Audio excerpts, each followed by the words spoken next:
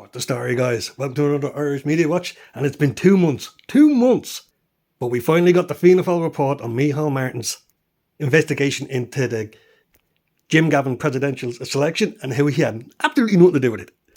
I was going to do this video yesterday, but I'm glad I didn't because more and more information has come out.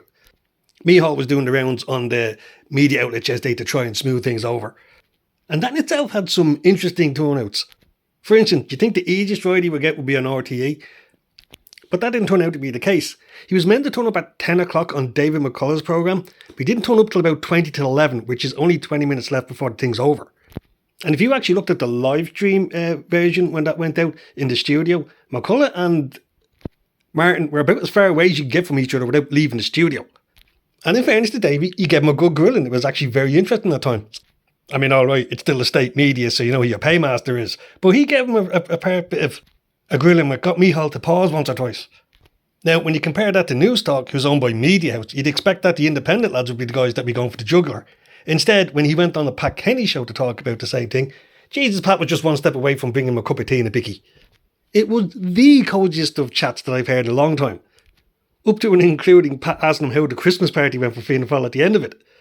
So a bit of a real eye-opener there about the cosiness between News Talk and the government. But to get back to the substantive issue of the report, it was the whitest of whitewashes you can imagine, which basically confirmed everything that we suspected. On the surface, you got a contest between Billy Kelleher and a few others to see who's going to be the presidential candidate, but in reality, Micheal had made his decision back in June. And the whole process was just a pantomime to enable the fait accompli of Gavin's nomination being announced later on in September. What has been fun is the revelation of the vetting process they used on him. The report exposes a babes in the woods style approach to the vetting, in which queries about if he had any sort of financial issues in the back were generally met with just whether he answered yes or no, with no further investigation. They literally asked him 5 or 6 times, do you owe anyone money? And he said no, and they just took it as that. This is the biggest political party in the country. This is how we're supposed to believe they do business. It just cracked me up. I mean, if Jim Gavin went to a bank looking for a loan of €400,000, which is what they blew on him in the election, by the way, the first thing he'd be asked was, do you have any outstanding loans? And if he just said, no, I don't, they wouldn't just take his word for it. They'd go straight to the record check and see if he's any problem with credit cards or anything. And if they found out 10 years ago that he still owed 3,300 quid or something, he wouldn't get the loan. That's simply what would happen. But apparently in Fianna Fáil, after all the financial scandals they've had in the past, nobody does anything beyond taking what a man's word is. Even when unknown actors are contacting you on a regular basis to say that there is an issue here. Now, in fairness, Alison O'Connor tried to come to the defence here by saying, well, where do you go? Like I said, if you've got the bank, you've got the credit system where you can check and see what it is. How do you find out what a candidate that you're going to put forward is lying to you or not? How do you find that out? What institution do you go to? And indeed, she'd have a point. There isn't some central register on everybody's activities that somebody can reference to find out whether you can put them forward for the presidency or not. Unfortunately for Alison, she's a journalist, which makes her that institution, which makes her that for the state that's supposed to do all this sort of work. And indeed, in the end, that's what brought Jim Gavin down. I was asking in other vids, why is Fionn Sheahan, for instance, getting so bent out of shape about this? Why does he seem to have, spoken the game? Well, it turns out he was that unknown actor that was coming forward, making queries about Jim Gavin, telling him that he's got issues to resolve. And the reason why he was getting narky about the whole affair is because he spent 4 weeks doing the legwork to find out the story on this, getting the paperwork, finding out the deeds of the property that was rented, finding out who was tenanted to, which was the editor from the Sunday World.